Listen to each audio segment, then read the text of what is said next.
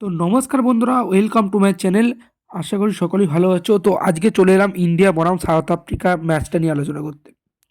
তো ভাই, সিনিয়র প্লেয়ারের মধ্যে বিরাট কোহলি, রোহিত শর্মা, রবীন্দ্র জাডেজা, শ্রেয়াস আয়ার থেকে শুরু করে মোহাম্মদ সামি, মোহাম্মদ সিরাজ এবং জাসপ্রীত বুমরা, এতগুলো প্লেয়ার নেই। কারা খেলতে গেছে? নতুন ইয়াং ট্যালেন্টেড প্লেয়ার না রিঙ্কু সিং, সাই সুদর্শন, রজত পাটিদার, আর হচ্ছে যে তিলক ভার্মা, ওয়াশিংটন সুন্দর, এদের মতন। তাও কিন্তু আমরা, অর্থাৎ ভারতীয়রা কিন্তু সাউথ আফ্রিকার মাঠে 78 রানে হারিয়ে সিরিজ জিতে এসেছি। এটাই হচ্ছে আমাদের ভারত। হ্যাঁ বন্ধুরা, অর্থাৎ মাত্র 78 রানে কিন্তু জিতে আমরা সিরিজ জিতে গেছি, অর্থাৎ সিরিজ নিয়ে কাপ নিয়ে আমরা ভারতে ফিরছি। তো এটা আমি একজন ভারতীয় হিসেবে গর্ববোধ করি। তো তুমি যদি ভারতীয় হয়ে থাকো, ভিডিওটিকে করে দাও একটা লাইক, এবং চ্যানেলে যদি নতুন হয়ে থাকো সাবস্ক্রাইব করতে অবশ্যই ভুলো না।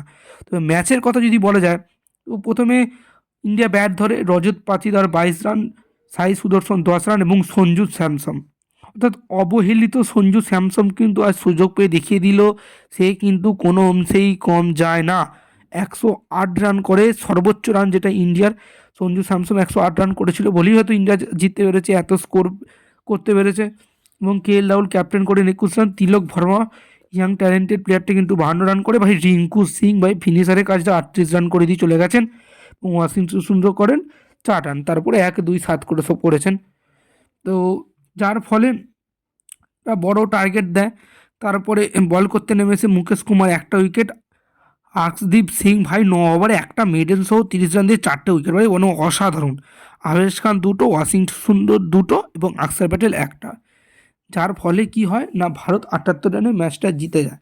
সঞ্জু স্যামসনের ব্যাটিং তাণ্ডব এবং বোলিং তাণ্ডব, আর্শদীপ সিং, আবেশ খান, ওয়াশিংটন সুন্দরের দুর্দান্ত বোলিংয়ের সুবাদে কিন্তু সাউথ আফ্রিকার মাঠে গিয়ে সাউথ আফ্রিকাকে কিন্তু হারিয়ে এলো ভারত।